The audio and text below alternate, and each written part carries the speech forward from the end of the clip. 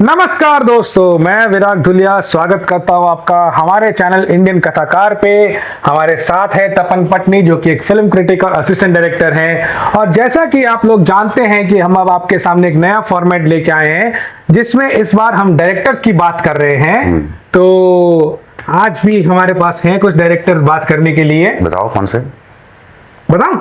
हाँ बताना तो पड़ेगा, मैं तो ऐसे ही रहता हूँ, मुझे पता नहीं होता है। शांताराम राजाराम वाकुंद्रे। नया कोई आया क्या ये? नहीं, बहुत ही कल्ट आइकॉनिक डायरेक्टर है। उनकी फिल्में पता होगी तुम्हें, डेफिनेटली सुनेगी। एक फिल्म आई थी नवरंग। वी शांताराम बोलना भाई। ये क्या पूरा नाम ले लिया? वी शांताराम, और कोई नहीं पता होगा। वी शांताराम जनाब का जो उनका ओरिजिनल बाय बर्थ नेम है वो है शांताराम राजाराम वाकुंद्रे, पर हम उन्हें हमारे प्यारे वी शांताराम के रूप में जानते हैं।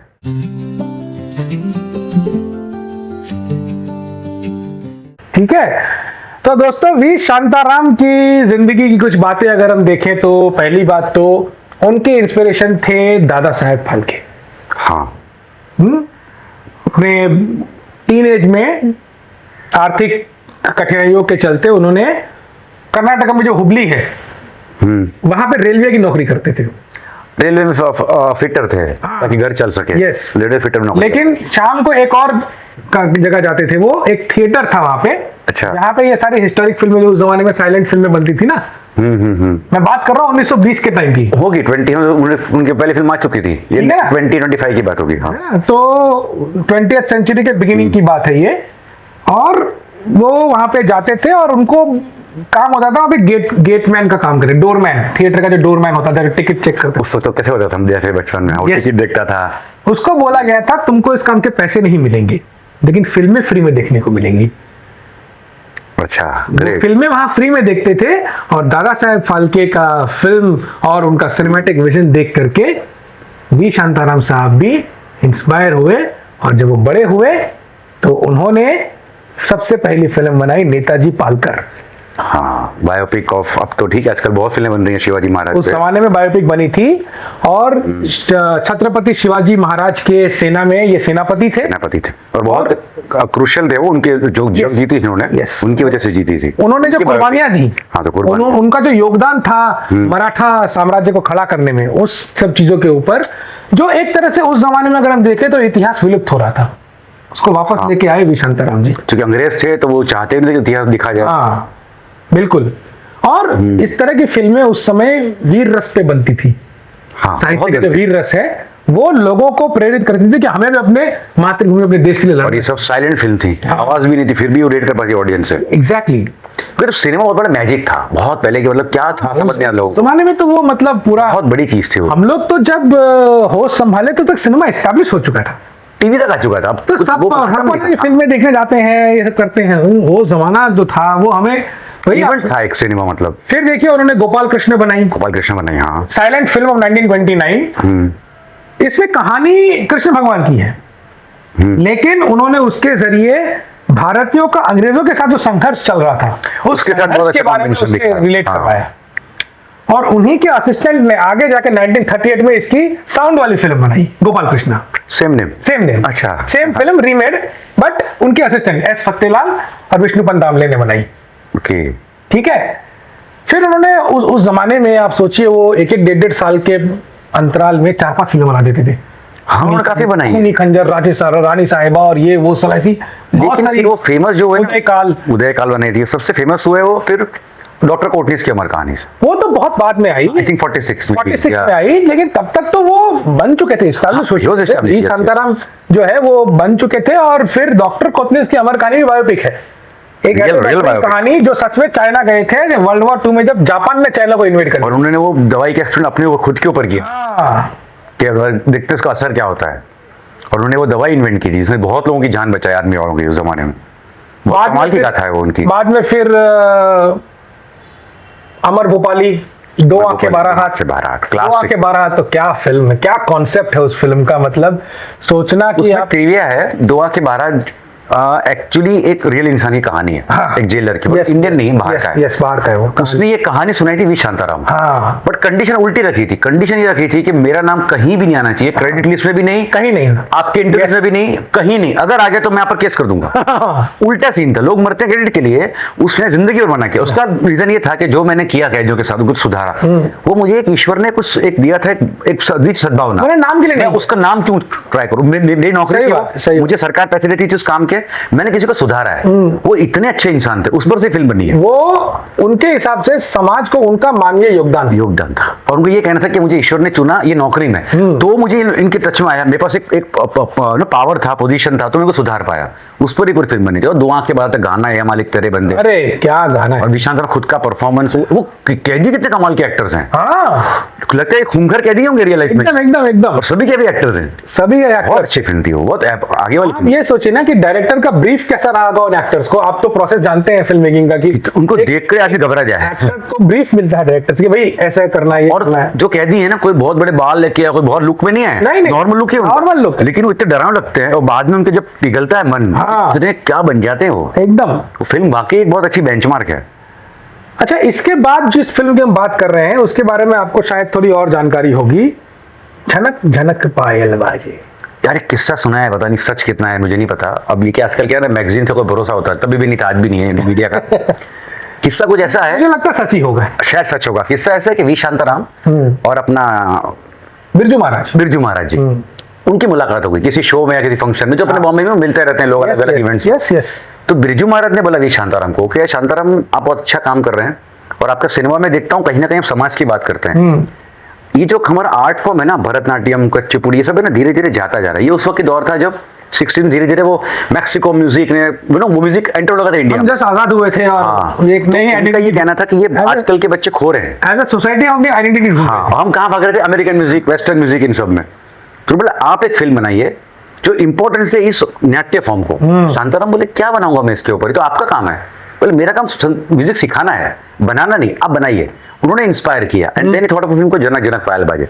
और ऐसा कहते हैं कि एक कपल है, वो हाँ। साथ में डांस करना चाहते हैं, नहीं कर। उसके बाद ये हुआ, शायद पता नहीं सच कितना होगा, लेकिन कि धीरे धीरे से ऋतिक के बाद जिम्स चालू हुए इंडिया में, वैसे उस फिल्म ने तो इम्पैक्ट दिया ना कि लोग वापस भरतनाट्यम की तरफ दौड़े। Yes yes. Same contribution of Naushad Sahab in classical music in terms of Hindi film music. तो ये है कहानी, मतलब इतना इम्पैक्ट था उस वक्त सिनेमा का। उसके बाद नवरंग, वो डबल डबल लड़का लड़की एक ही गो गाने उसके श्री रामचंद्र के। हाँ। इवन तेरे ख्यालों में हम, कौन सी फिल्म है, जितेंद्र की पहली फिल्म, गीत गाया पत्थरों ने। एक और कमाल चीज, बहुत साल के बाद, मतलब बहुत साल 90s में शायद में भी, धारावी के एक चौल में ना, अपने होते ऊपर मकान होते हैं, हाँ, नीचे ऊपर नीचे हाँ, ऊपर, तो ऊपर के मकान बहुत बदबू आ रही थी। 2-3 दिन तक तो लोगों ने बर्दाश्त किया, बोले ठीक है कुछ हुआ मर गया होगा। बाद में पुलिस को बुलाया गया कि इतनी बदबू आ रही कि बर्दाश्त नहीं हो रही। तो पुलिस ने दरवाजा खुला ही नहीं, तो तोड़ा, अंदर से एक अवार्ड निकला कोई, लिखा था रामलाल। वो पंडित रामलाल थे जिन्होंने कंपोज किया गाने शांताराम के फिल्मों। बताओ, उनकी मौत इस तरह से हुई गुमनामी में।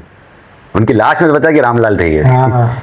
उन्होंने संगीत दिया शांताराम की इन फिल्मों में, उनका इतना कॉन्ट्रीब्यूशन है। और शांताराम की फिल्मों का संगीत की एक अलग ही खूबी होती थी, अलग ही एक खूबी होती थी। जो नवरंग का जो गाना है, जा रे हट नटखट, और ये गाने, और उस गाने में संध्या ने जो रोल किया है, वही तो मैं कह रहा हूँ, डबल बहुत मुश्किल है करना, बहुत मुश्किल है। एक्टर के लिए इतना मुश्किल है क्योंकि वो चीज एक एक न्यूएंसेस पकड़ा है उसने, एक सेकंड की फ्रेम पकड़नी पड़ेगी। और चलो आपका जब फेस सामने थी, फेस जब पीछे हो जाता है, और उस वक्त जब ड्यूअल शॉट कैमरा सिस्टम, अब तो नहीं। 2 कैमरा रख देते हैं, हाँ। लोगों को नहीं पता है, हाँ। इजी है, एक कैमरा पीछे कैमरा आगे, खत्म, दोनों का फिर मिरर full shot एंगल लिया, दोनों का एडिट पे कट मारा, हो गया। उस जमाने में नहीं था। और दोनों का मिरर एंगल हाँ। आपने एडजस्ट कर लिया हाँ। कि एक के फ्रेम में ये नया, दूसरे के फ्रेम में वो हो गया।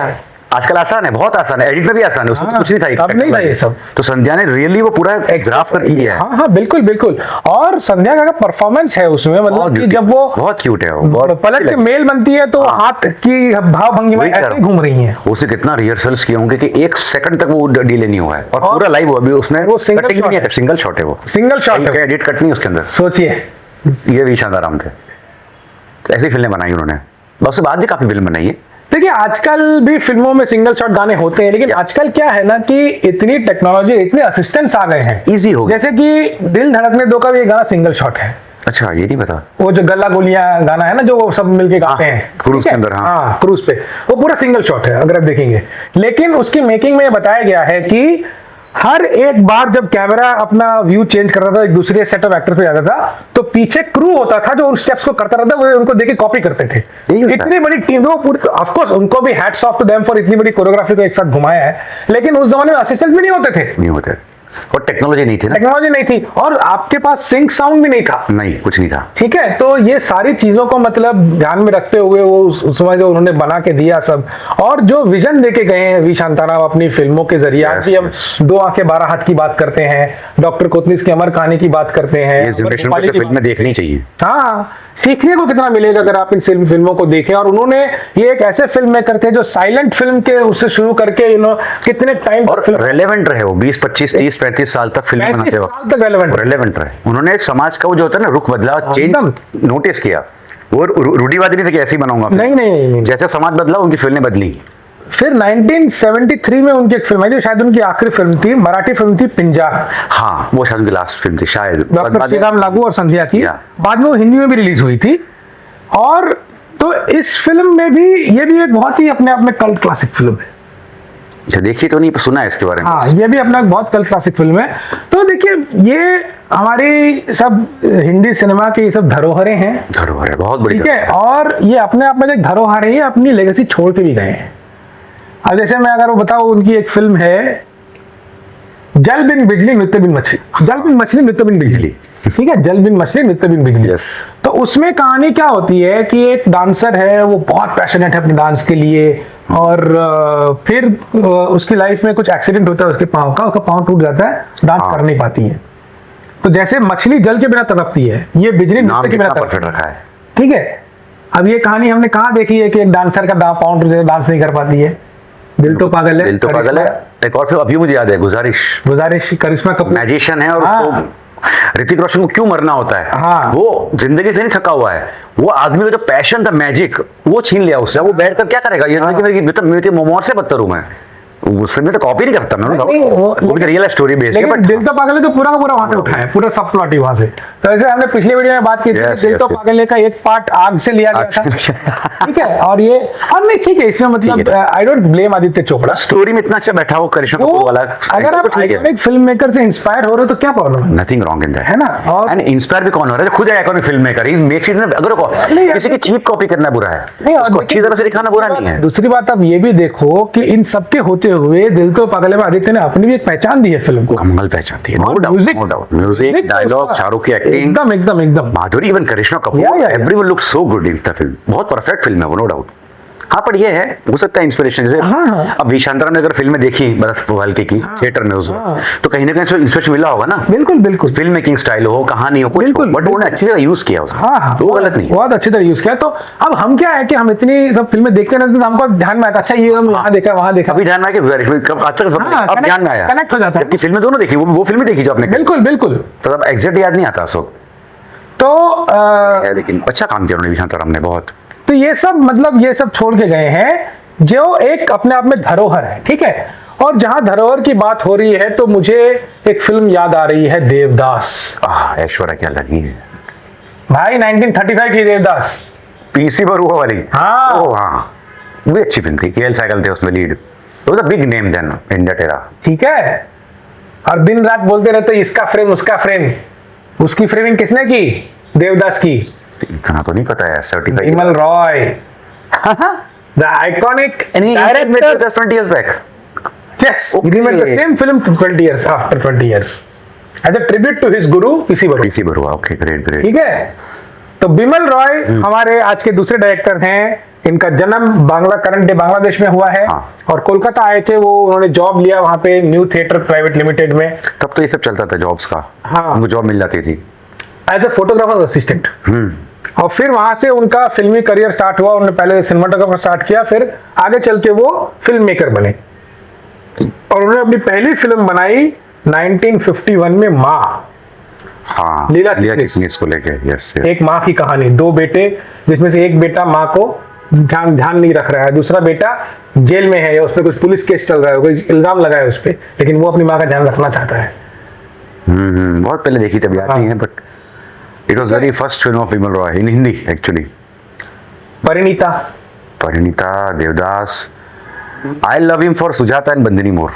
और एक और फिल्म, एक 2 बीघा दो जमीन, बीघा जमीन। जो उन्होंने बाइसाइकिल थीफ से इंस्पायर होके बनाई। इसमें एक किस्सा है, I don't know the reality. उस वक्त क्या होता था ना, देखिए आज के वक्त हमारे पास इंटरनेट और टेलीविजन मीडिया है ना, अगर आपने किसी फिल्म के बारे में सुना हो उस जमाने की फिल्म बड़ी अच्छी है मगर अमेरिकन फिल्म है, तो कहाँ जाओगे देखने?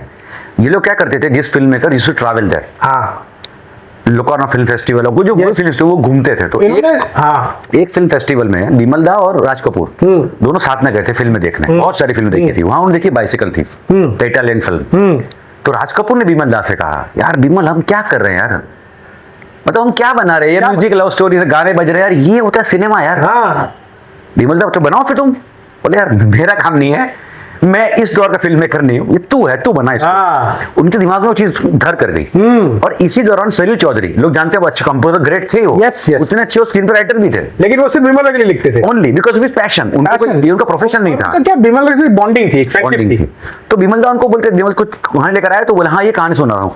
तो उनकी कहानी बड़ी पसंद आई बिमल दा को, वहां से ये फिल्म का जन्म हुआ है। तो सलील चौधरी की कहानी ली, हाँ। और उन्होंने रविंद्रनाथ फिल्म टैगोर की मेकिंग, हाँ 2 बीघा Yes, जमीन 2 बीघा करके जमीन। उनकी एक पोयम है, तो उसको लिया और फिर बनाई 2 बीघा जमीन। और हाइट क्या है पता है, बीबीसी हिंदी रेडियो का एनआर मतलब आदमी, बलराज साहनी साहब, पढ़े लिखे जिनको, हाँ, मतलब ही स्टडीड इनटू रही कौन से एकदम Raja Khan kind of family में, एकदम। उनको बना दिया ये। हाँ, एंड एक्चुअली एक हफ्ते के लिए उन्होंने सच में साइकिलिंग की थी कलकत्ता के रोड पर, उनकी लैंग्वेज समझने के लिए, यस यस यस, उनको समझने के लिए। That was his method, acting का बाप वो था। ये सब पैशनेट लोग, पैशनेट होगा आर्टिस्ट, एज अ आर्टिस्ट इनके पैशन ये अनपैरेलल्ड है, मतलब अनपैरेलल्ड। ठीक है। और फिर बिमल रॉय की तो कितनी फिल्में फेमस है, लेकिन हम एक फिल्म की उनकी बात करते हैं, मधुमती। आजकल हम नहीं बोलते हैं वो क्रिटिक्स, समोसा क्रिटिक्स हैं, पेड क्रिटिक्स हैं, सिनेमा समझते नहीं है। आई नो, जब मधुमती आई थी ना तब क्रिटिक्स ने उस वक्त बहुत धोया था बिमल, बहुत। And the only reason was के we can not imagine a film maker, sensible film maker like Bimal Roy making अंधविश्वास की कहानी। ये नहीं वो दिया बुझ जाता है, that become famous because Madhumati, वो बैजंती माला दिया बुझा रही है। क्रिटिक्स ने इतना धोया बिमल रॉय को कि वी फील बैड कि you are making this kind of film, ये आपका सिनेमा नहीं है। कि कितनी बड़ी कमर्शियल हिट। उनकी सबसे लाइफ की सबसे बड़ी हिट ही मधुमती है। अच्छा, और मधुमति जो है इसका कौन एक और इसकी लेगेसी है कि जो री इनकारनेशन का थीम है, हाँ, आगे चल के कर्ज मधुमती खुद कितनी रीमेक बनी हिंदी में, कभी मिथुन के साथ, कभी ऋषि कपूर के साथ। नहीं वो तो बाय डिफॉल्ट नहीं, तो सीन टू सीन कॉपी है। या बिल्कुल एक जन्म जन्म फिल्म आई थी, बिल्कुल। I think उसमें मिथुन है, हाँ। सेम स्टोरी ऋषि कपूर की भी है, same to same scene to scene copy. हाँ, बिल्कुल। Madhumati was something else. तो वो मधुमति, और मधुमति के साथ एक और ये है कि उस वक्त दिलीप साहब को भी उनके थेरेपिस्ट ने कहा था कि थोड़ी तुम देवदास के बाद कॉमेडी फिल्म वगैरह करो, थोड़ी तो नया दौर की ये सब फिल्में की उन्होंने, बहुत ज्यादा तुम ये सब कर लिए हो। उन्होंने देवदास की बाद में एक और ऐसी फिल्म की आदमी, हाँ। मनोज कुमार के साथ, जिसमें वो साइको प्ले करते हैं। एकदम तो वो बहुत कमाल किरदार था। बहुत असर हुआ, क्योंकि वो भी बहुत ही सेंसिटिव इंसान थे ना, अंदर तक उनके। वो तुमने वो गाना जो है अपना, जिसने वो बजा रहे इंस्ट्रूमेंट, कवाली है, बहुत फेमस है, मुझे कवाली याद नहीं आएगी, उसने वो इंस्ट्रूमेंट सीखे दिलीप साहब 1 महीने तक, ताकि वो जो इंस्ट्रूमेंट बज रहा है स्क्रीन पे, हाँ, तो वो ऑथेंटिक लगे। ये मधुबन में राधिका नाचे रहे, मधुबन में Radhika literally learn that instrument very well, बिल्कुल। ताकि वो थीम जो जिसको पता है इंस्ट्रूमेंट के बारे में, जो क्लासिकल आर्टिस्ट समझे कि नहीं जो बजा रहा है सही बजा रहा है, हाँ। वो इतने परफेक्शनिस्ट है कि स्क्रीन पे डिपिक्शन भी सही वैसा लगना चाहिए कि हाँ ये सही में बजा रहा है, हाँ। क्योंकि तू तो खुद ही बजा रहा है, वो जो म्यूजिक बज रहा है उसका जो तार यहाँ छोड़ते हो तार उधर ही छड़ना चाहिए, इतना इम्पैक्ट था उनका वो। बिल्कुल तो विमल दा थे, लेकिन आई लव फॉर हिम ना, उसके लेगेसी छोड़ के जो गए विमल दा, वो है वुमेन सेंट्रिक फिल्म्स। हाँ, सुजाता बंदिनी उस वक्त बनाना, yes and Dharmendra also in that, और बनाई उन्होंने फिल्म आइकॉनिक, नूतन और जब हत्या करती है अपने पति की, वो सीन देखना कितना आइकॉनिक है, पीछे से आवाज आती डी, मतलब मर गया पति, दिखाता नहीं पति को मारते हुए। नहीं विमल दा नेवर शोड ऑल दिस, वो अंडरस्टूड, ऑडियंस की बिलीव करते थे कि ट्रस्ट करते थे कि ये ऑडियंस समझ गई कि इसका पति मर गया। और उसके बाद अगर आप भंसाली की फिल्में देखें, every film is women centric. Bhansali की फिल्में कोई भी हो, यस ओरिजिनल हीरो है, वो हीरो ही नहीं है, it is never male story, it always female story. बिल्कुल, वो विमल दास से उनको कहीं ना कहीं इंस्पिरेशन, उनकी लेगेसी छोड़ के गए वो। और देखिए वो भी फिल्में ऐसी बनाई उन्होंने कि अब देखिए सुजाता में अनटचेबिलिटी को बहुत लाया गया, कास्ट इशू को लाया गया, ठीक है। और बंदिनी में तो यही था, बंदिनी कहीं ना कहीं पता है एक वुमेन फ्रीडम की स्टोरी है। हाँ, वो अपन पति से परेशान है तो पत्नी क्या करेगी, वो 4 दीवारी में रहना है तो काम वाली है, घर नहीं छोड़ सकते, वो उस जमाने में रिबेल करती है। हाँ, उसको मुझे नहीं थी मेरा पति, बहुत और अच्छी देखिए फिल्म एक और लेगेसी अगर हम विमल दा की बात करें तो वो कैसे कैसे उनके असिस्टेंट्स कैसे कैसे फिल्में बनाए गए, ऋषिकेश मुखर्जी, गुलजार साहब, बासु चटर्जी, असित सेन, असित सेन, ठीक है। तो ये सब है और इनकी भी बात हम आगे करेंगे आगे के वीडियोस में। लेकिन बात ये है, अच्छा बिमल रॉय का आपको मैं एक और ट्रिविया बताता हूं कि उनकी जो बेटी है रिंकी रॉय, अच्छा उन्होंने बासु चटर्जी से शादी की। अच्छा ये नहीं पता था। हाँ। ओके। और ये बात थोड़ी सी उनको शायद अच्छी नहीं लगी है कुछ भी, मतलब कि असिस्टेंट मेरा ये वो, बट वो हो गया। और उनका जो बेटा है आदित्य चटर्जी, वो राइटर है फिल्म राख का, आमिर खान की। अरे हाँ हाँ, बसु का बेटा है वो, आमिर खान उसके साथ में पढ़ते थे। हाँ मैं एक्चुअली पढ़ता नहीं था, Yes, yes. उनकी दोस्ती वहां से। हाँ इवन जो शॉर्ट फिल्म बनाई आमिर खान ने, हाँ। एफटी में सबमिट हुई Yes, yes. आदित्य भट्टाचार्य की, हाँ। वो राख उसी ने बनाई थी। आमिर ने राख इसलिए कर दी थी कि भाई ठीक है, तो आमिर के पास कुछ काम भी नहीं था, उसका Yes, एक्टिंग yes. बड़ा कीड़ा था, हाँ। घर वाले अलाउ नहीं करने वाले थे, तो दोस्ती एरी में की थी राख। यस यस, बट आमिर को नेशनल अवार्ड मेंशन फिल्म के लिए, आमिर को अवार्ड नहीं मिला उसमें। Yes yes. तो ये सब छोटे मोटे ट्रिविया। आदित्य भट्टाचार्य ने एक और फिल्म बनाई है, अगर उसने बनाई है तो शायद भोपाल ट्रेजेडी पे लकी अली का सॉन्ग है, के मेनन है हाँ उसमें। हाँ हाँ हाँ यस। आई थिंक नहीं वो महेश मठाई की, sorry that is different director. Mahesh मठाई used to direct videos of lucky Ali 90s MTV के। हाँ हाँ सारी वीडियोस उसने डायरेक्ट की। Right. आदित्य भट्टाचार्य फिल्म बनाई तो है ऐसी है जो कभी दिखी नहीं स्काई प्ले। नहीं, आदित्य भट्टाचार्य को अलग वीडियो में करेंगे, आज हम बासु भट्टाचार्य की बात कर रहे हैं, बट हाँ, वो एक बात निकली है निकली थी तो, तो yes, बिमल रॉय की बात कर रहे हैं आज हम, ठीक है ना। तो ये मतलब कि एक और फिल्म है, सॉरी नौकरी। नौकरी, अरे हाँ, हाउ कैन बी फॉरगेट, आज भी इतनी रेलेवेंट है। आज भी रेलेवेंट। कैसे एक बंदा गांव से आता है कलकत्ता के बड़े शहर नौकरी में, कितनी इंपॉर्टेंट है, उसके लिए क्या करता है वो पाने के लिए। उस जमाने में तो ये सब था नहीं, मेल वेल, उसको नौकरी मिलती है, वो उसको एक लेटर है, वो लेटर से रख दिया है और भूल जाएगा, वो पोस्ट नहीं पोस्ट नहीं हुआ है। कितनी बड़ी बात थी उस जमाने में। और किशोर कुमार का आज का फ्रस्ट्रेशन जनरेशन समझ ही नहीं सकता। समझ ही नहीं सकता है। अरे एक फोन कर दे, अरे व्हाट्सएप कर दे, उसका उससे प्यार हुआ लड़की से, उसको हाँ। प्यार करता है, बोले कैसे। और थोड़ा आदमी पागल सा है, नौकरी मिलती है तो शीला रमन जी, Yes. और उसको नौकरी मिलती है, थोड़ा है साइको सा, मैं नौकरी करूंगा, मैं गुलाबी नहीं करूंगा, तो बाबा क्या तो नौकरी छोड़ गया, हाँ। और रेंट नहीं भर पा रहा है। बहुत कमाल फिल्म थी वो नौकरी। विमल दा ने तो पकड़ा ये पॉइंट जो आज भी रेलेवेंट है, नौकरी ना हो तो क्या होता है इंसान के साथ। बिल्कुल बिल्कुल बिल्कुल। गाने कितने अच्छे थे उसके। तो दोस्तों ये था हमारा आज का वीडियो, वी शांताराम और बिमल रॉय को लेके, आइकॉनिक फिल्म मेकर जो एक लेगेसी छोड़ के गए हैं। हम और भी ऐसे फिल्म मेकर आपके पास लेके आते रहेंगे, और अगर हमने जो फिल्में कही हैं नहीं देखी है तो इनको जरूर देखना एक बार, इनको जरूर देखिए। अगर आप सिनेमा एंथुसियास्ट हैं, अगर आप सिनेमा के बारे में कुछ सीखना जानना चाहते हैं तो ये फिल्में आपको जरूर देखनी चाहिए। आपको वीडियो को लाइक करना है, शेयर करना है, चैनल को सब्सक्राइब करना है और हमारे साथ बने रहना है। फिर से आपसे मुलाकात होगी। नमस्कार।